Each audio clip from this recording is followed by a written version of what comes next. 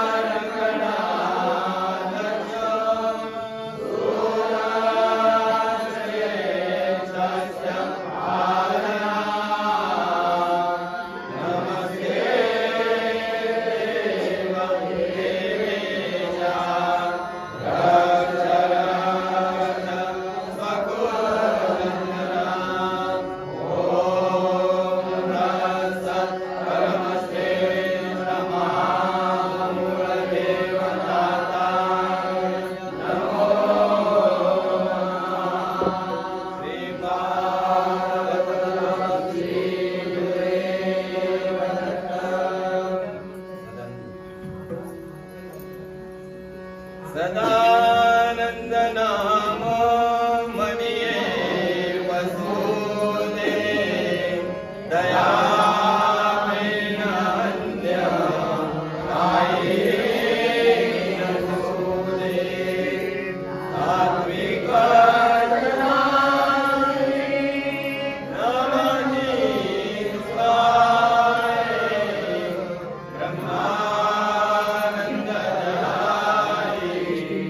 कृष्ण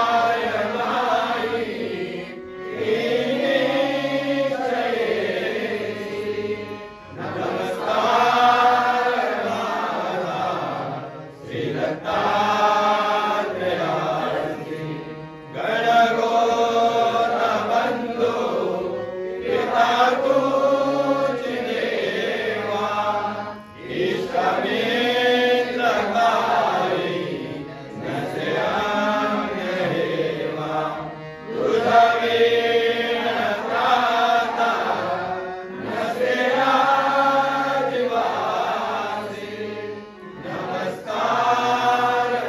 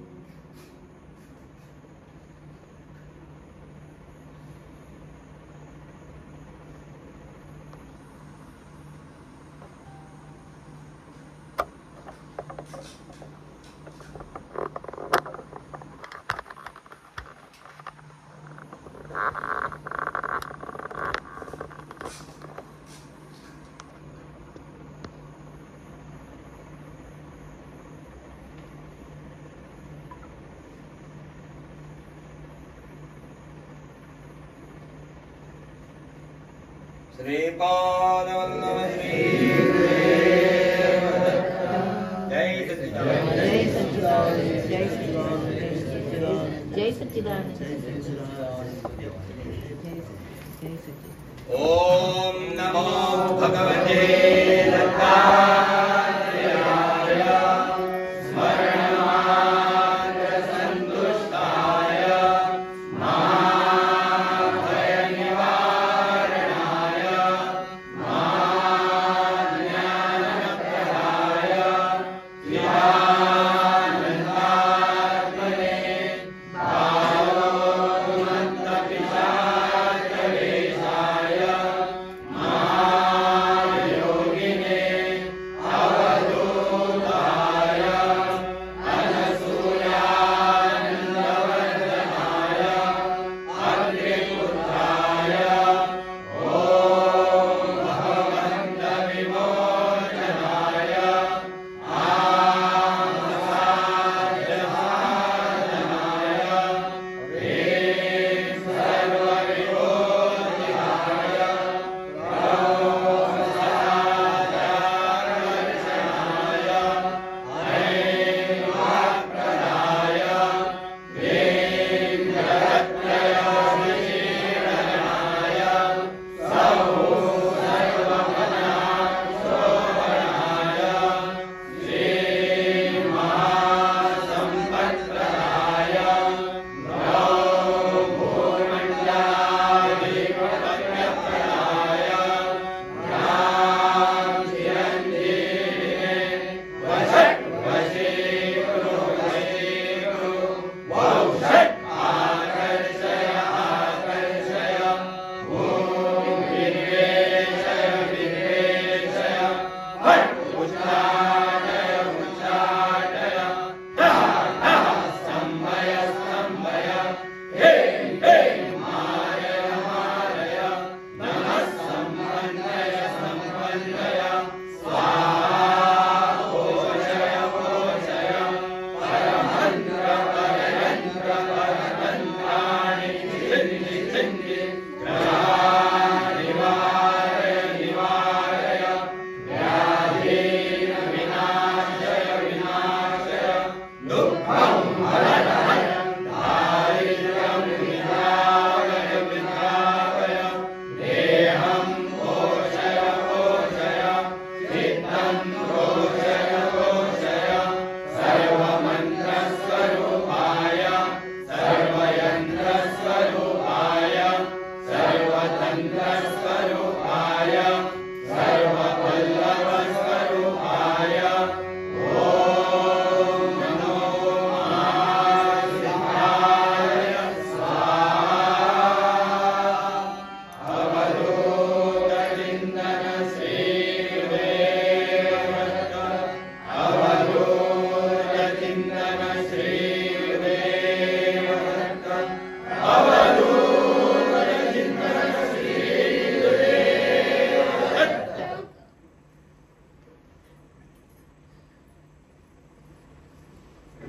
जय सच्चिदानंद जय सच्चिदानंद जय सच्चिदानंद जय सच्चिदानंद जय सच्चिदानंद जय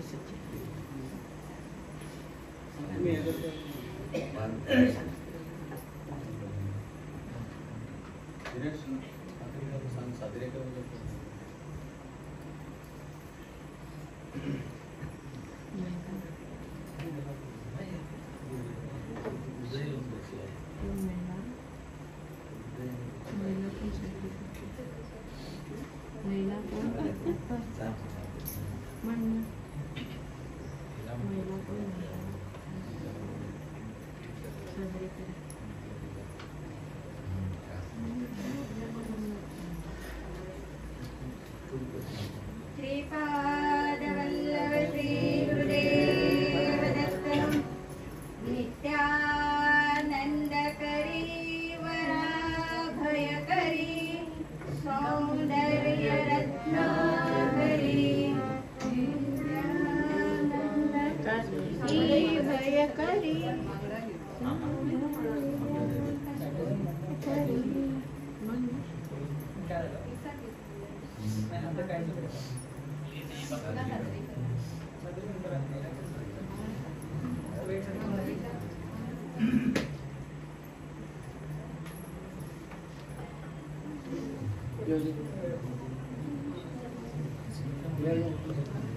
तुम्ही जरा पुढे या. सर येतो इथं.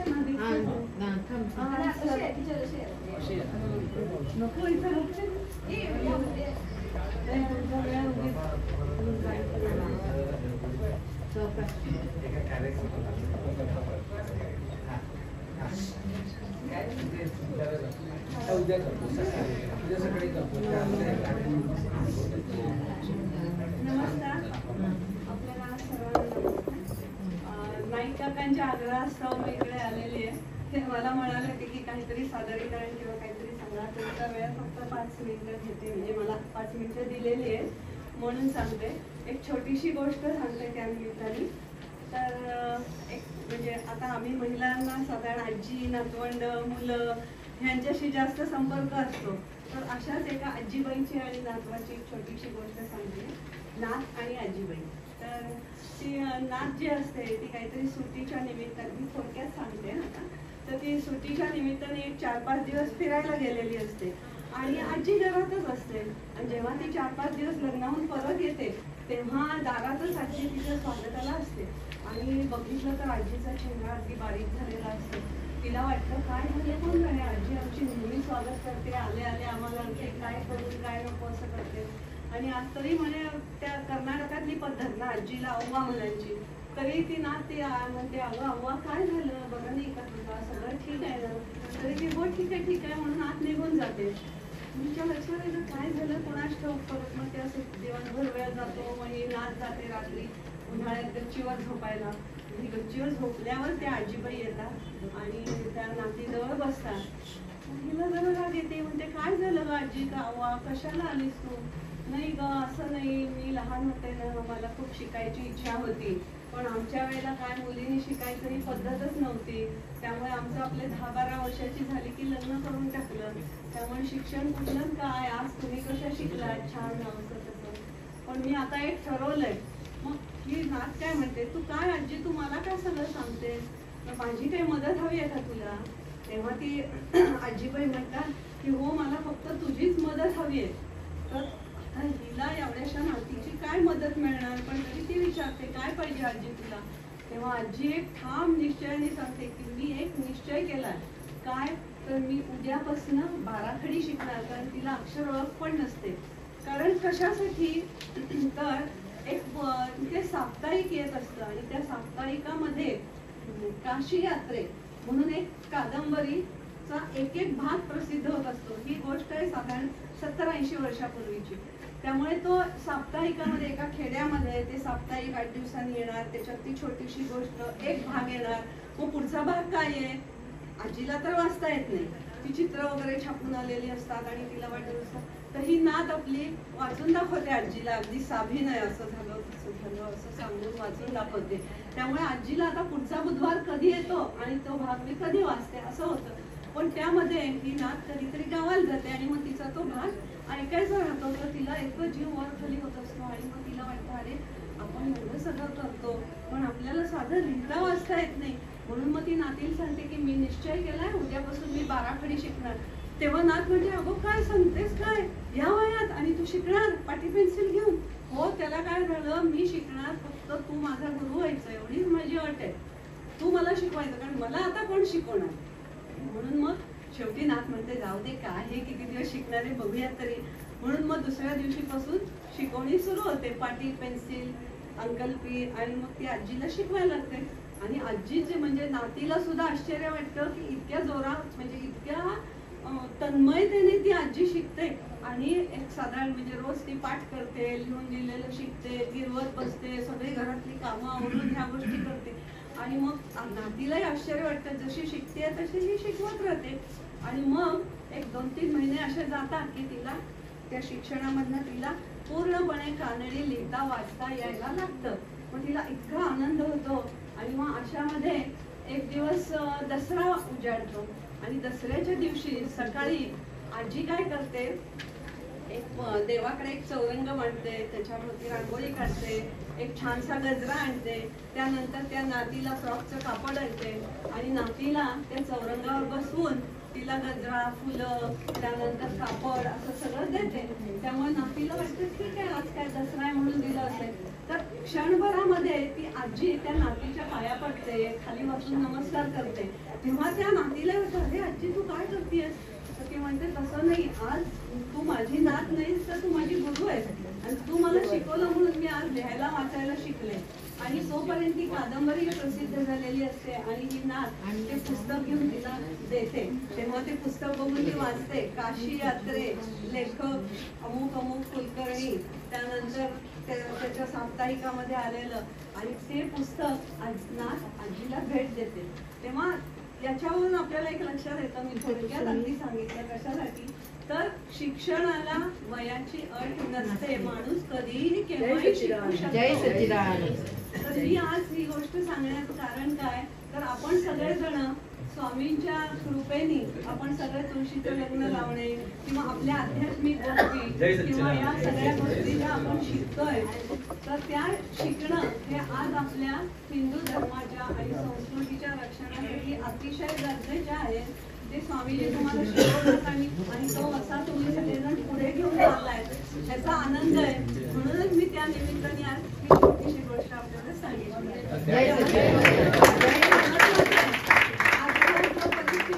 आपलं धर्म, संस्कृती, भाषा, देश याचं रक्षण करणं महत्वाचं आहे आणि ते आपण सर्वजण सांगितले.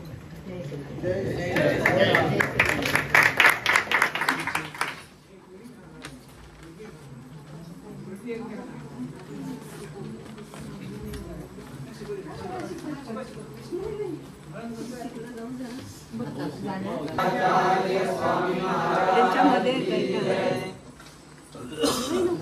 भूषण श्रीमद सद्गुरु ब्रह्मेशानंदाचार्य स्वामीजींच्या पावन श्रीचरणी अभिवादन करून विशेष उपस्थित संत समागमाला उपस्थित सर्व आमचे ज्येष्ठ श्रेष्ठ प्रचारक राजू माझे नाव घेत नाही सर्वांना सप्रेम जय सच्चिदानंद. मला आताच प्रज्ञाताईने ही प्रत आमच्या म्हणजे माझ्या हातात दिलेली आहे.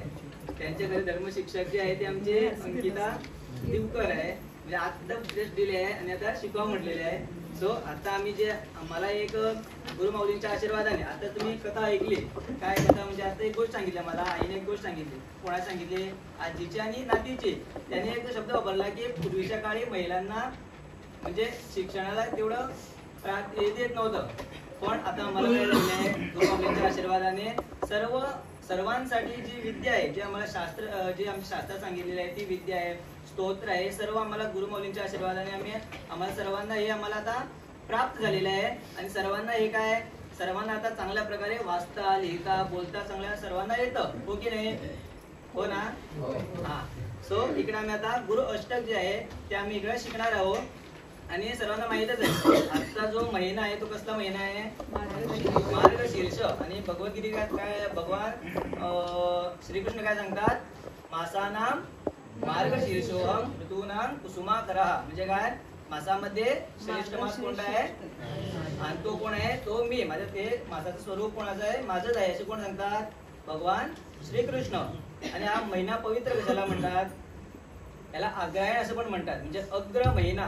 पूर्वीच्या काळी मला वाटतं जेव्हा युधिष्ठिर जेव्हापर्यंत सम्राट युधिष्ठिर जेव्हा राज्य करायचे तेव्हापासून हा महिना सुरुवातीचा महिना मानायचे. म्हणजे कुठचा? मार्गशीर्ष महिना पहिला महिना असं म्हणायचे. म्हणजे अग्रायणम अग्र म्हणजे पहिला महिना.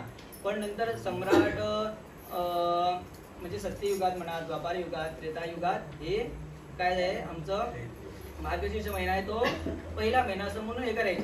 त्याच्यानंतर मग सम्राट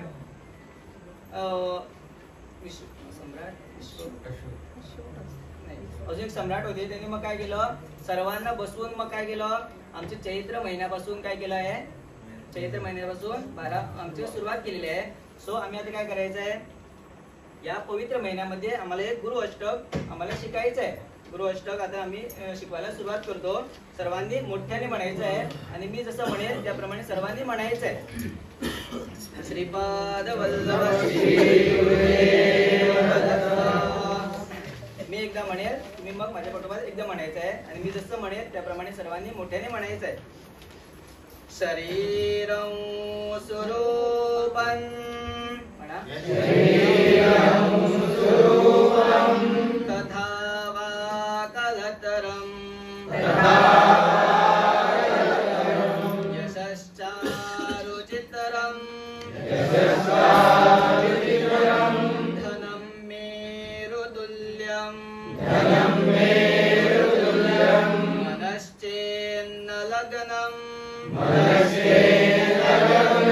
गुरोरङ्घ्रिपद्मे ततः किं ततः किं ततः किं ततः किं ततः किं ततः किं ततः किं ततः किं कलत्रं धनं पुत्रपौत्रादि सर्वं गृहं बान्धवास् सर्वमेतद्धिजातं मनश्चेन्न लग्नं गुरोरङ्घ्रिपद्मे ततः किं ततः किं ततः किं ततः किं ततः किं ततः किं ततः किं ततः किं षडङ्गादिवेदो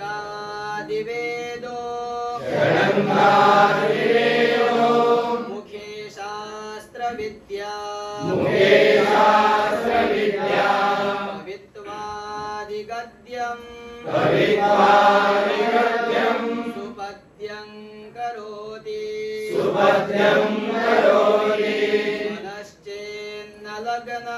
मनश्चेन्न लग्नं गुरोरङ्घ्रिपद्मे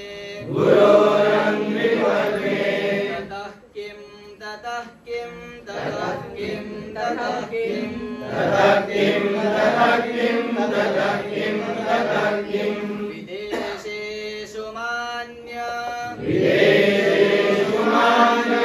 स्वदेशेषु धन्यः सदाचारवृत्तेषु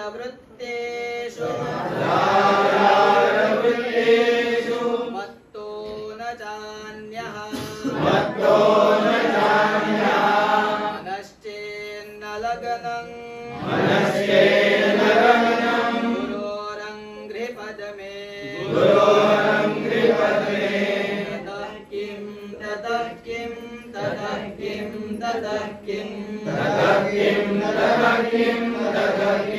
ततः किं क्षमामण्डले भूपभूपालवृन्दैः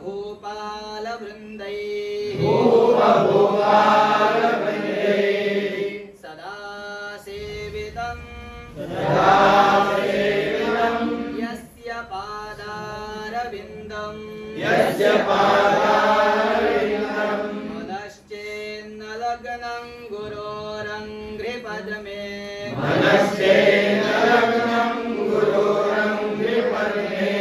ततः किं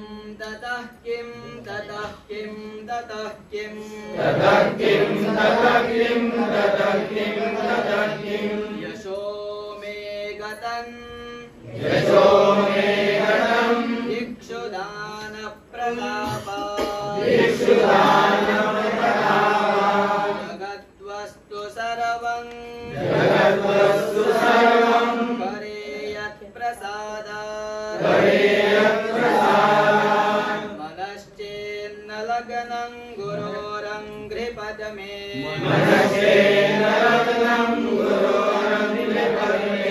ततः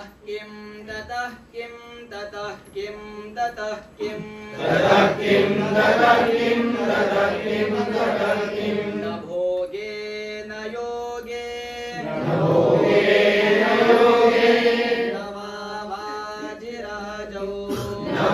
वाजिराजौ न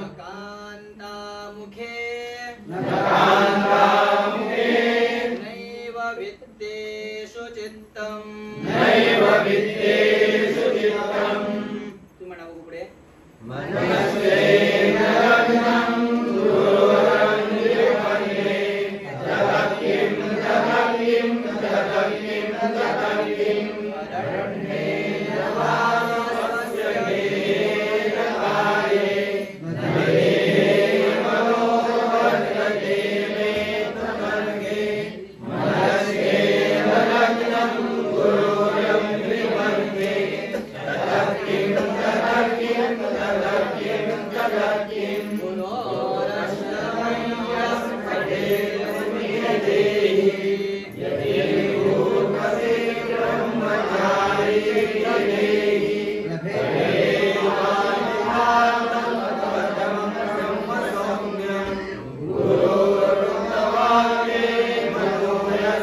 शेवटचा श्लोक एक परत एकदा घेऊया. मी एकदा म्हणतो, तुम्ही एकदा म्हणा. शेवटचा श्लोक.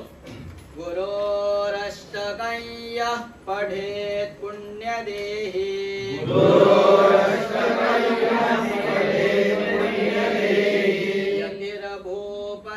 यतिर्भूपतिर्ब्रह्मचारी च गेहि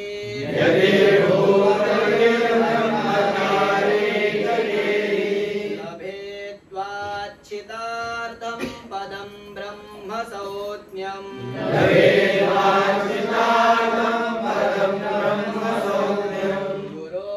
गुरोरुक्तवाक्ये मनो यस्य लग्नम्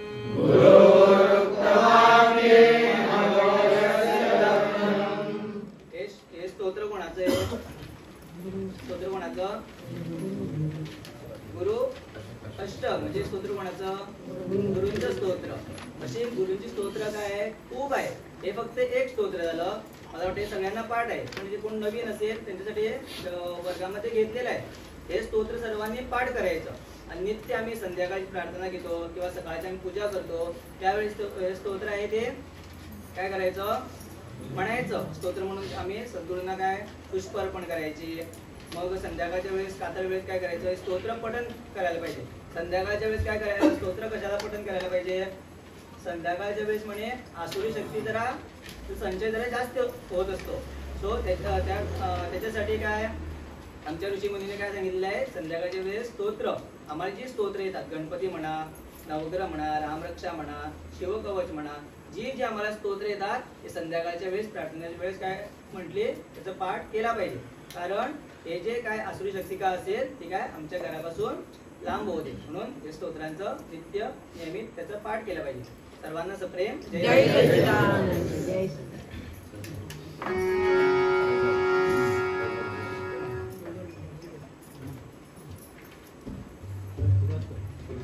शंभो शंभो हर हर महादेव शंभो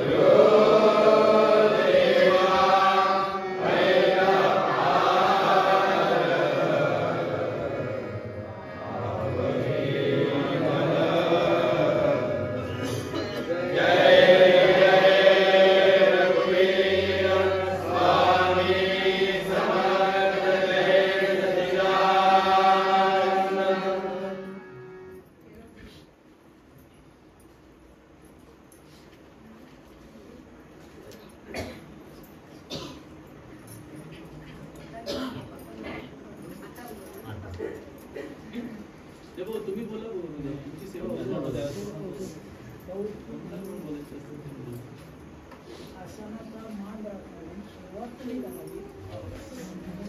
आईला जेव्हा अन्न आहे ना तर बाकीचं सेवन करावं.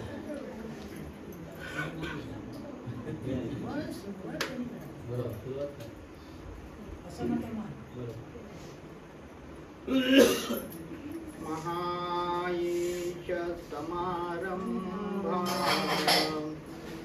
दत्तात्रेयेच माध्यमम् सद्गुरु ब्रह्मेशानंदाचार्य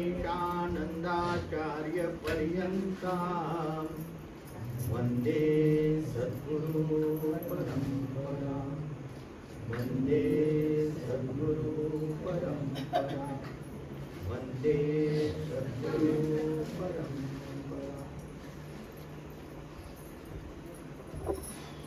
प्रातस्मरणीय परमपूज्य माझी गुरुमावली व्यासपीठावरील उद्गाता संप्रदायाचे ब्रह्मवृंद, त्याचप्रमाणे ज्येष्ठ व श्रेष्ठ संप्रदायाचे इथं उपस्थित असलेले सर्व प्रचारक, संप्रदायाचे डायरेक्टर, त्याचप्रमाणे अनेक संत समाजातून या ठिकाणी उपस्थित असलेले गुरुबंधू भगिनी, संभाविक संत सज्जन व या गृहस्थाश्रमाचे यजमान, या सर्वांना प्रेमपूर्वक जय सच्चिदानंद.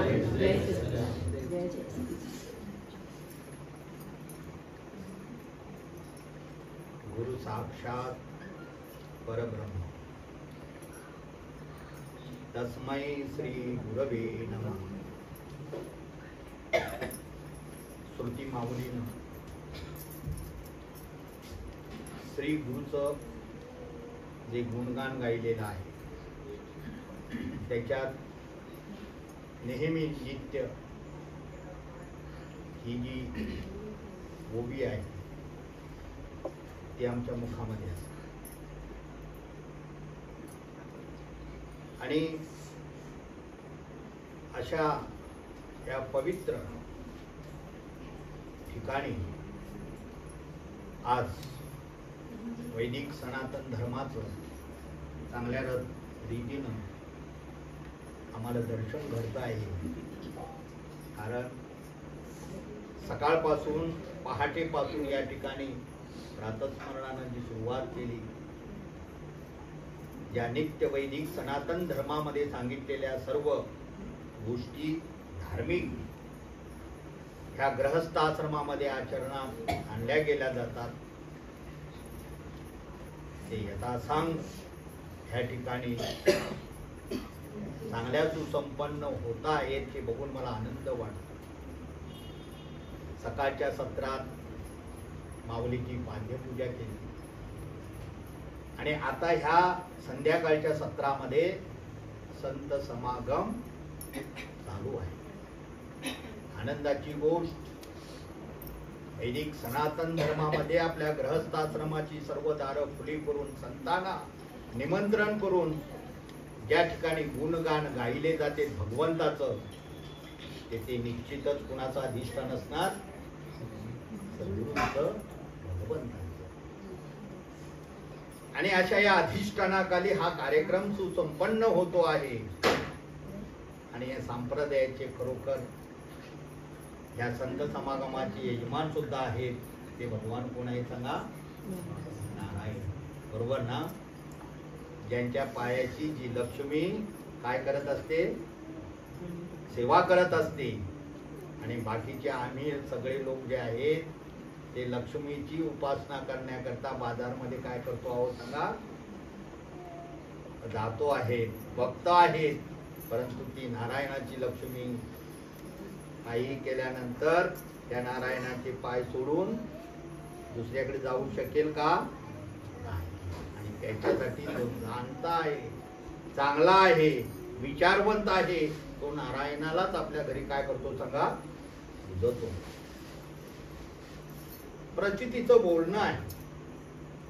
म्हणून श्रुती म्हणते आहे गुरु साक्षात परब्रह्म.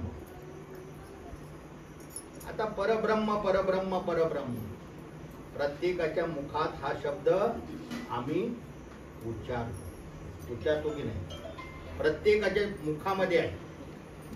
मग हे परब्रह्म आणि दुसरी गोष्ट गुरु, बरोबर आहे ना? गुरु साक्षात परब्रह्म. दोन बाजू मांडलेल्या आहेत. एक काय मांडलेलं आहे सांगा?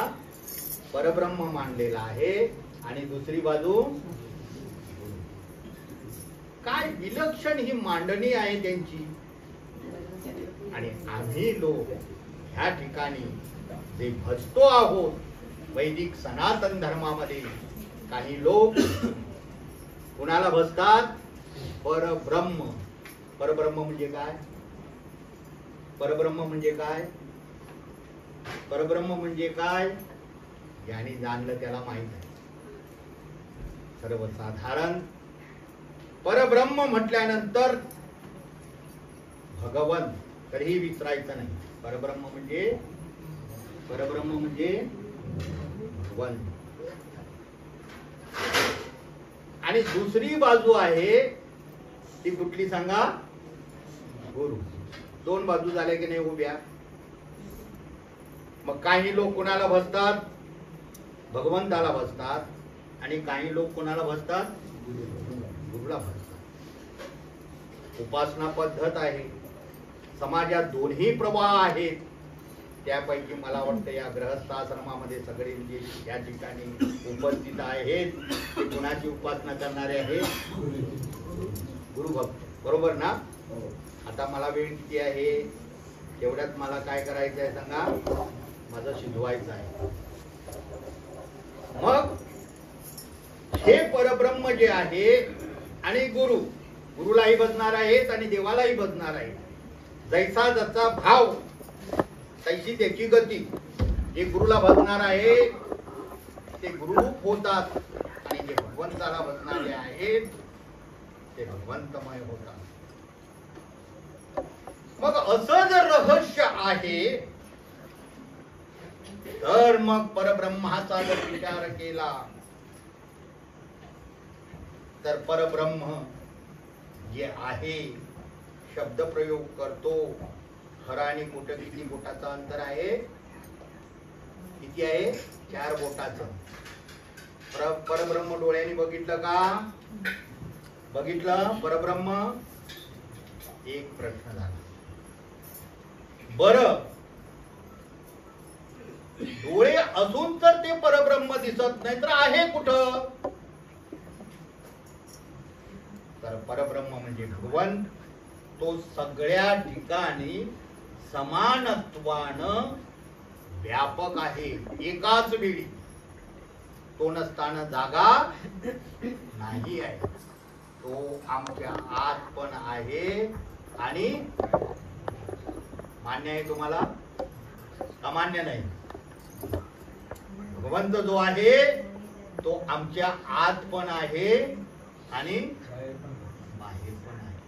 कुणाचा पुरावा आहे? शास्त्राचा. शास्त्र सांगतं.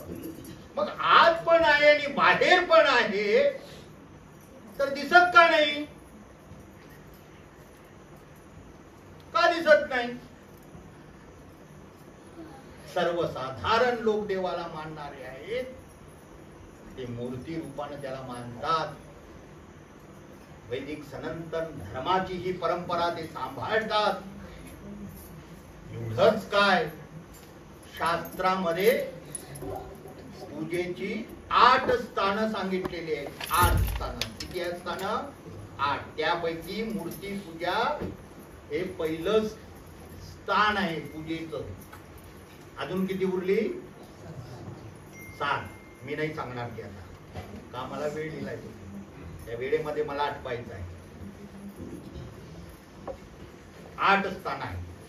पहिलं स्थान मूर्ती पूजा आणि शेवटचं स्थान जे आहे 8वं ते कोणतं असं जर म्हणाल तर सकाळच्या सत्रामध्ये जी पूजा केली गेली आहे ती कुणाची पूजा आहे सांगा? हे सर्वश्रेष्ठ स्थान माझं आहे. आणि इथं जे एकाग्र झाले, इथे जे नतमस्तक झाले, त्यांचा प्रभाव मात्र वेगळा आहे. जर ते परब्रह्म भगवंत सगळ्या ठिकाणी व्यापक आहे, तो नसताना जागा जर नाही आहे, तर मग त्याला कोण प्रकाशित करणार? विषय थोडा काय आहे सांगा, खरं समजण्यासारखं आहे. मग जो ज्याला प्रकाशित करू शकत नाही आहे, ती शक्ती मात्र गुरुच्या ठिकाणी आहे. कारण तो गुरु शिवाय अंधारा. जो ज्याला प्रकाशित करत नाही त्याला गुरु प्रकाशित करतो. याचा अर्थ देव थोर म्हणावा की गुरु थोर म्हणावा. आधी नमस्कार करावा. कारण हा देव आहे. कोणी सांगितलं? गुरुने सांगितलं. त्यावेळी कोण मानतात? सगळे भक्तजन मानतात. आणि सद्गुरु शिवाय तो देव जाय आहे तो कसा? अंधारात आहे. मग हा जर सगळ्या ठिकाणी व्यापक आहे, तो नसताना जागा नाही आहे, तर आम्हाला का दिसत नाही? बघण्याकरता आम्हाला भगवंतानं काय दिलेले आहे सांगा? डोळे. काय दिसत नाही तुम्हाला? सगळं दिसतंय की नाही? आणि जे जे दिसत आहे त्याच्यावर आम्ही अधिकार गाजवतो, बरोबर ना? मग जर समजा ह्या डोळ्याने सगळं काही बघू शकतो, तर मग तो देव दिसत नाही याचा अर्थ काय झाला? आमच्या डोळ्यांची काहीतरी मला वाटतं काय आहे? आता डोळ्यांना समजा एखादी वस्तू दिसत नाही तर काय करतो आम्ही? डोळे काय म्हणतो? नजर तशी कमी तरी झाली नाही ना? बघा चेक करून सर. कारण तो जर सगळीकडे व्यापक असला तर तो दिसला पाहिजे. खऱ्या डोळ्याने तो दिसत नाही. मग डोळ्यांना काहीतरी मला वाटतं काय सांगा? हा, मग आता कुठे जावं लागणार डोळे सारखे करण्याकरता? हा, नक्की ना? हा, इकडे नाही आहे वाटतं, मला वाटतं आहे ना? बरोबर. मग कोण आहे तो डॉक्टर? म्हणा. गुरु कृपे अंतरिक्ष दृष्टी योगे दर्शितो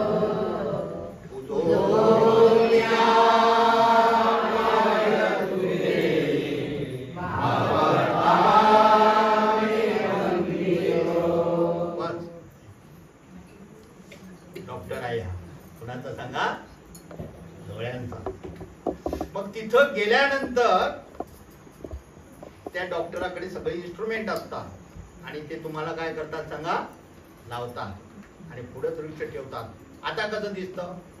तो म्हणतो नाही, जरा पुष्कळ दिसतं. त्याच्यानंतर तो परत बदलतो.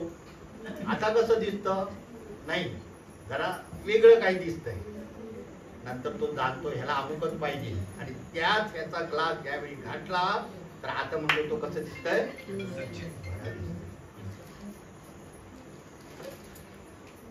तीच जी काय रीत आहे ती ह्या परमार्थामध्ये आहे. आणि परमार्थामध्ये जी काय रीत आहे ती जर करायला पाहिजे तर त्याला गुरु अंजनाची आवश्यकता आहे. गुरु अंजन. अंजन म्हणजे काय? काजळ. कोणाला लावतात? लहान मुलं आपल्या घरी जन्माला आला तर डोळ्यामध्ये ते काय करतात? काजळाचा गुणधर्म काय आहे? काजळाचा शास्त्रात सांगितलेला आहे गुणधर्म. ते जर डोळ्यानं म्हणे लावलं तर दिसत नाही ती वस्तू दिसते. ते आहे काय काजळ तुमच्याजवळ? उगत त्या मुलांच्या डोळ्यात भरून भरून भरून डोळ्यांची दृष्टी कमी करू नका. काजळ वापरायला पाहिजे तर असं वापरायला पाहिजे. होय मरे? हा. मग आताच हे जे काजळ आहे ते कुणाकडे आहे? कुणाकडे आहे? तिथं गेलं पाहिजे की नको? का तुमच्याकडे यायला पाहिजे? नाही. खरं बोला, तुम्ही धर्मपत्नी आहे की नाही? इथं आहेत ना सगळ्यांचे? पत्नी आहे ना आम्ही सगळ्यांच्या? माझी आहे बा इथं बसलेली. तुम्ही पण कुणाच्या तरी असणार होय ना? हा, मग पत्नी कुणाला म्हणायचं? कुणाला म्हणायचं पत्नी? शास्त्रात अशी व्याख्या केलेली आहे, जी पतनापासून वाचवते तिला काय म्हणायचं? पत्नी. आता पतनापासून कोण वाचवणार? मला तर नाही वाटत या बायकोनं मला कधी वाचवलं. मग ही कुठली? तुला नाही मी सांगत. दुय्यम स्थान दिलं तर मला उद्या सकाळी काय म्हणणार? सज्जनानो, ही एक व्यवस्था आहे. या व्यवस्थेमध्ये सगळे आम्ही अडकलेले आहोत. होय मध्ये? हा, मग ह्या व्यवस्थे पलीकडे आपली दृष्टी गेली पाहिजे. होय की नाही? मग असं जर आहे तर जी पतनापासून आम्हाला वाचवते ती जर पत्नी आहे, तर ह्या पत्नीला गौण असं स्थान मिळालं की नाही? मग पतनापासून जी मला वाचवते ती माझी जर पत्नी आहे, तर गुरुभक्ती माझी कोण आहे का? पतनापासून वाचवणारी शक्ती आहे, तिला आम्ही मानतो. तसं दिसत नाही, दृष्टी कमी झालेली आहे. आम्ही डोळ्याकडं डॉक्टराकडे जातो, डॉक्टर तिकडे व्यवस्था करतो आणि त्या ठिकाणी योग्य हे झाल्यानंतर तुम्हाला तो चष्मा देतो. तसं दिसत नाही ती वस्तू दिसण्याकरिता दिसे नाजे गुप्त धन, दया करावे लागे अंजन, गुप्त परमात्मा सज्जन संगती शोधावा. दिसत नाही ती वस्तू दिसण्याकरता गुरु अंजनाची गरज आहे. आणि ते गुरु अंजन त्या डोळ्यामध्ये घातल्यानंतर कुणाचं दर्शन होतं सांगा? परब्रह्माचं. होय की नाही? मग ह्याच्या 27 तारीखला होय मरे? नाही 27 तारीख बरोबर ना? अशी दृष्टी देण्याकरता एक विधी केला गेला जातो. त्या विधीचं नाव काय आहे सांगा? दीक्षांत विधी. दीक्षा म्हणजे दृष्टी. जी माणसाची दृष्टी आहे, हे सगळं जग जे दिसणार आहे, नाशवंत वस्तू बघणारी ही जी दृष्टी आहे, ती बघून बघून थकलेली आहे. आणि ती बघून थकल्यानंतर त्याचा पत्ता लागला नाही, म्हणून तो पत्ता तपोभूमीचा मिळाला. आणि तिथं गेल्यानंतर ती दृष्टी मिळली. आणि दृष्टी मिळाल्यानंतर काय झालं सांगा? परब्रह्म. होय की नाही? अगणित सुरगण वर्णित जासी, कटिकर नट समचर नमितेवरी, उभे राहिले आज म्या. हा बघितलं म्हणतो ब्रह्म. आणि तुम्ही काय नाही म्हणता? खरी खरी गोड बाबू, खरी ना गोड. हा, बघा कसे उपाडून येत ते. समुद्राला म्हणे भरती चंद्रापासून येते. याला कशी भरती आली बघा. आतुर्ली मठात घडलेली गोष्ट आहे ही. होय ना? मनोहर मुरुगा शिरगावकर म्हटला बघा. सदानंद बाबाने विचारलं, परब्रह्म काय बघितलंय रे तू? तर मला जरा ते दाखव. होय की नाही? मग याची दाखव म्हटल्यानं म्हटलं खरं यानं, मी पाहिलं. त्याला कुठं काय माहित आहे? माफ करा हा मडवळ, कोण नाही ना ऐकल्यात? असला तरी दुःख मानू नका. एक दृष्टांत आहे. म्हणून म्हणतात ना, तो मेल्यानंतर म्हणे त्याला बाहेर काढतात. आणि बाहेर काढल्यानंतर त्याला नेसवायला एकही वस्त्र नसतं. कारण का सांगा? आज त्याला धुवायला दिलं तर तो काय करतो सांगा? ते आज वापरतो परत दुसऱ्या दिवशी त्याचं देतो आणि परत दुसऱ्या दिवशी आल्यानंतर ते त्याचं घालून बाहेर आल्यानंतर कळतं की यांच्याकडे एकही वस्त्र, अशी स्थिती त्याची झाली. मग हे त्याच्या ठिकाणी बिंबल्यानंतर ज्यावेळी सद्गुरूचे चरण त्याला लागले त्यावेळी संत चरण रज लागता सत वासनेचे बीज धरुणी, अशी त्याची अवस्था झाली. म्हणून सज्जनानु, हे जे परब्रह्म आहे ते शिष्याच्या ठिकाणी प्रज्वलित करण्याही करिता जो दीक्षांत विधी होतो त्याच्या धारे त्याच्या हृदयात हे उतरलं गेलं जातं. त्याच्यानंतर ती अपूर्वता ह्या नरदेहाकडून वर्तालही जाते. धन्य धन्य हा येथील अपूर्वता. बघितली की नाही? बघितली ना अपूर्वता? अरे कधीच या जन्मात मी बघितलं नाही. गुरुच्या कृपेनं सद्गुरूची दीक्षा झाल्याबरोबर ते माझ्यातच काय आहे सांगा? परब्रह्म आहे. कुणी दाखवलं? कुणी दाखवलं? नक्की ना?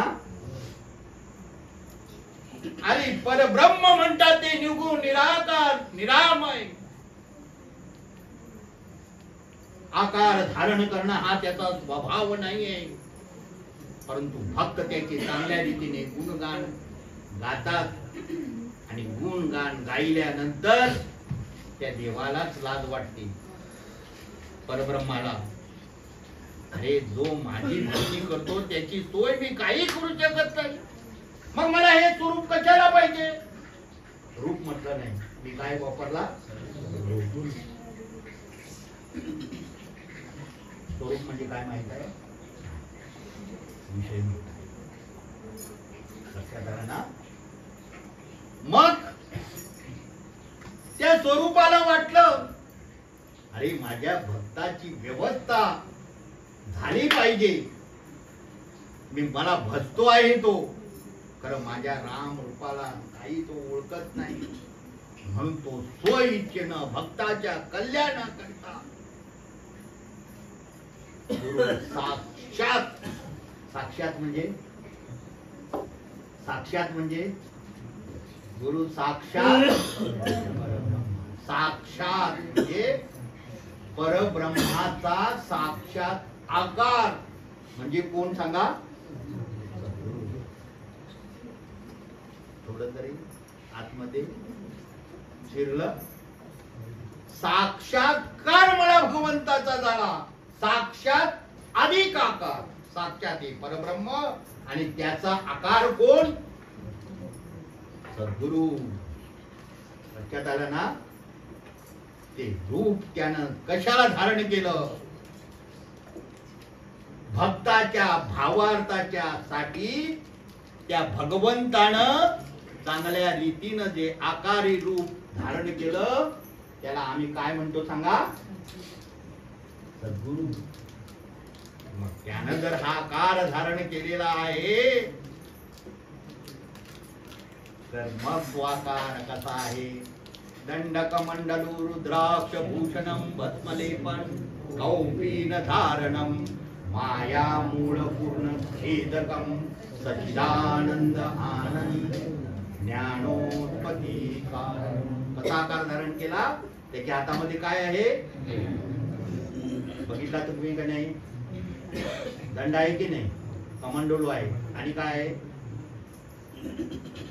बघा, रोज आमच्या समोर असतो, पूजा करतो.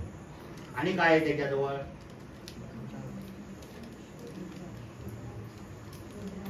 हा बोला ना. आहे ना? पायात काय आहे? पादुका. होय ना? असं त्यानं रूप धारण केलेलं आहे. मग त्यानं जर रूप धारण केलेलं आहे तर भक्ताच्या भावार्थासाठी ते रूप धारण केलेलं आहे. हे सगळे उपचार जे आहे त्याच्या ठिकाणी आम्ही समर्पित केलं. अर्थात आठव्या भक्तीचं जे काय पूजास्थान आहे त्याचा आम्हाला अवधाला. मग ती अपूर्वता ह्या ठिकाणी आमच्या मध्येच आहे. त्या गुरुनं काय केलं सांगा? जागा माहित नव्हती कोणाची? देवाची. ती जागा आम्हाला दाखवली की नाही? देव पहावयासी गेलो झालो का देव? होय ना? शास्त्र प्रचिती, गुरु प्रचिती, आत्मप्रचिती, तिन्ही प्रचिती एकवटल्या पाहिजे आणि निरूपण श्रवण केलं पाहिजे. बोलणाऱ्यानं ह्या मार्गानं नेलं पाहिजे, नाहीतर प्रचिती सापडणार नाही. मग हे जे गुरुला भजणार आहे ती जागा त्यानं आम्हाला दाखवलेली आहे. कुणी दाखवली? सद्गुरूनं. बरोबर ना? त्या पादुका आता कुठे आहेत मरे? विसरायचं नाही. बरोबर ना? मग गुरुला भजणारे जे आहेत आणि देवाला भजणारे आहेत त्यांच्यात फरक हाच आहे. म्हणजे देवाला, गुरुला भजणारे जे आहेत, गुरु त्या मार्गानं नेल्यानंतर त्या ठिकाणी तो तुम्हाला त्याच्या ठिकाणी केंद्रित करतो. कुणाच्या ठिकाणी? ही अपूर्वता जी आहे दाखवलेली आहे त्याला त्या ठिकाणी शिष्याला काय करतो सांगा? आत्मकेंद्रित करतो. कारण ती शक्ती स्वतःच्या मध्येच कुठं आहे सांगा? आहे. आणि तुमचं जे वाहत जाणार पाणी आहे ना ते आडलं होतं. आडलं म्हणजे कळलं ना? पाटाच्या पाण्याला घालतात बघा. 1 तास भिजलं दुसऱ्या तासाला नेतात, होय की नाही? आणि सोडलंच नाही तर ते पाणी, शेतकरी लोक ना आम्ही 1 तास भिजवलं, पाणी इकडून वाहत आहे. 1 भिजलं तास म्हणजे काय करतो? ते बंद करतो आणि दुसऱ्या तासाला सोडतो. ते समजा जर सोडलंच नाही, पाणी कुठे जाणार? पाणी कुठे जाणार? सगळे शेतकरी लोक पाणी कुठे जाणार? अरे आपल्याला पाहिजे तिकडे जाणार पाणी. पाहिजे तिकडे म्हणजे पाण्याचा गुणधर्म काय? प्रेम आहे तिकडे जाणार, होय की नाही? तसं आडलेले काही लोक आहेत त्यांचं पाणी सोडण्याकरता इथं बसले वगैरे हे काम करतात. कोणतारी बाब अडले मग तुझे पाणी मी सोडताना भाई सोडता ना, अजूनही जातो तू. सोडणं गरजेचं आहे की नाही? गरजेचं आहे ना? मग गुरुच्या ठिकाणी गुरुभक्ती केल्यानंतर गुरु काय करतो सांगा? त्या परब्रह्माचा जो प्रकाश आहे तो शिष्याच्या अंतःकरणाच्या ठिकाणी प्रकाशित करतो. आणि हे शिष्या तू स्वये आहेसी. मग आता मी म्हणतो बोलणं बंद करतो, कारण ब्रह्म तुम्हाला कळलं ना?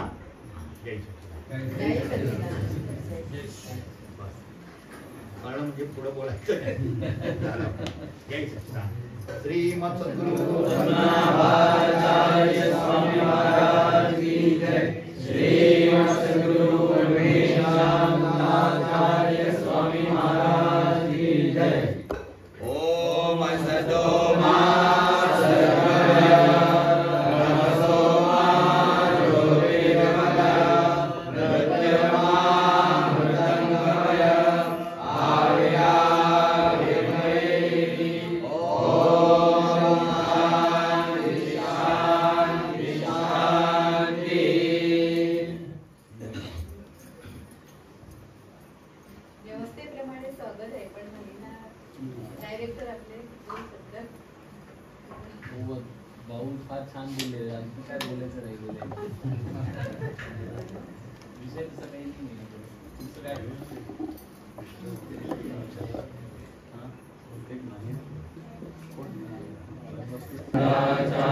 स्वामी महाराज की जय. परमपूज्य सद्गुरु महाराजांच्या चरणी संत समागम आपल्या नारायणजीच्या घरी मोठ्या आनंदाने मोठ्या उत्सवाने संपन्न होत आहे. आणि आजच्या या संत समागमाला व्यासपीठावर आदरणीय ते कृपाकालचे त्याचप्रमाणे आपले ज्येष्ठ असे प्रचारक आपले पांडुरंग भाऊ कुलकर यांचं संत समाजच्या वतीने स्वागत, त्यांना प्रेमाचा त्याचप्रमाणे आजचे उद्घाटक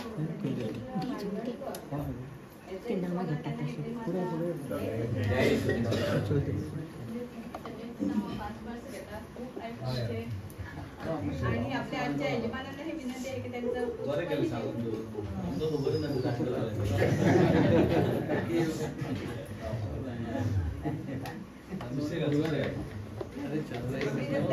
पिताचे आपले डायरेक्टर सिद्धार्थभाई शेलार, त्याचप्रमाणे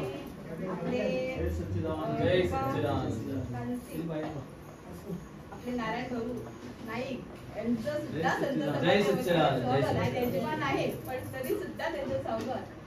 त्याचप्रमाणे आपले प्रचारक जे आहेत